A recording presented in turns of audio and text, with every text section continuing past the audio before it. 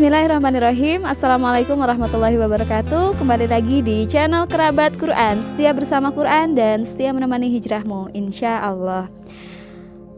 Di dunia ini ada 30-40 orang yang mengalami penyakit yang namanya aquagenik, dimana ketika orang itu berkontak langsung dengan air, kulitnya langsung bereaksi ya, terjadi alergi seperti terjadi ruam, kemerahan, kemudian juga gatal, sampai pada tingkat yang sangat-sangat parah bisa panas dan mengelupas. Itu bayangkan ya sama kita, bahwasanya orang yang alergi dengan air gitu, maka ketika hidupnya dia akan terus bertayamum gitu. Sedangkan kan air itu adalah untuk membersihkan kulit kita. Akan tetapi bagi orang-orang yang punya penyakit ini, kalau dia seorang muslim, dia mau sholat, maka dia harus terus bertayamum setiap waktu sholat gitu. Dan dia tidak mandi, tidak bisa bersentuhan dengan air. Maka ketika kita sehat ya, kulit kita tidak alergi dengan air, kita harus bersyukur kepada Allah bahwasanya setiap mau kita bersuci, kita tidak usah tayamum.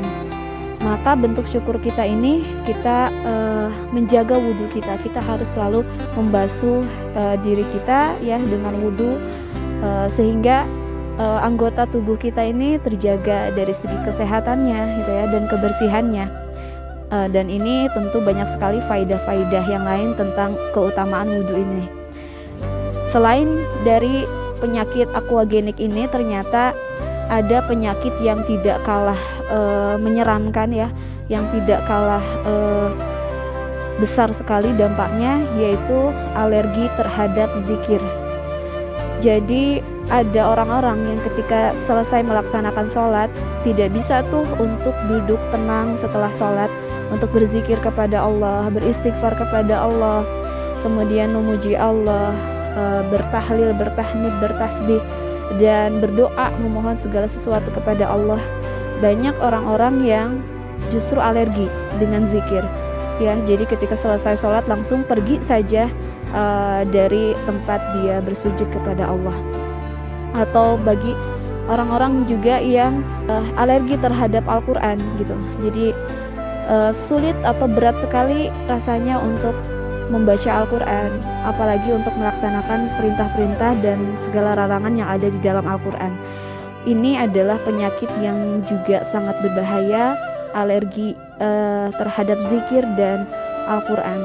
Karena Allah itu menjadikan zikir itu sebagai pembersih hati kita ya, dari segala kotoran-kotoran penyakit hati, dari segala kegundahan, kegalauan.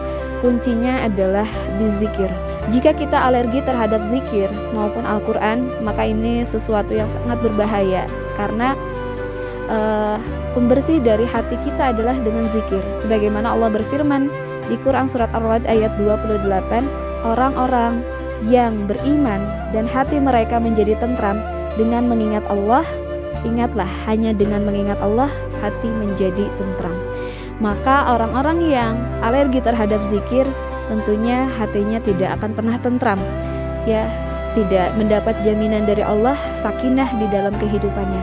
Untuk itu kita berlindung kepada Allah dari penyakit fisik, mau itu aquagenik ataupun penyakit fisik lainnya, dan juga kita berlindung kepada Allah dari penyakit-penyakit hati dan dari keburukan amal kita yang justru kita alergi terhadap segala kebaikan-kebaikan, termasuk zikir dan terhadap Al-Quran. Semoga Allah menjaga kita semua dari dua penyakit itu ya, alergi aquagenik dan alergi terhadap zikir. Dan semua itu bisa dimulai dari diri kita sendiri. Supaya kita tidak alergi terhadap zikir, maka kita melatih diri untuk senantiasa ingat kepada Allah, untuk mulai duduk tenang ketika kita sudah sholat, dan kemanapun kita pergi kita harus berzikir kepada Allah, ingat kepada Allah. Niscaya Allah pun ingat kepada kita, akan memberikan sakinah ke dalam diri kita, insya Allah. Demikian yang bisa disampaikan, semoga bermanfaat. Wassalamualaikum warahmatullahi wabarakatuh. Salam hijrah.